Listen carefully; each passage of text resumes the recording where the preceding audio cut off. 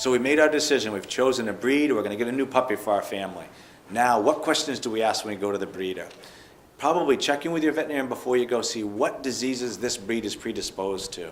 Everyone knows I'm looking for my AKC certification. Well, it doesn't really mean it's going to be a healthy puppy.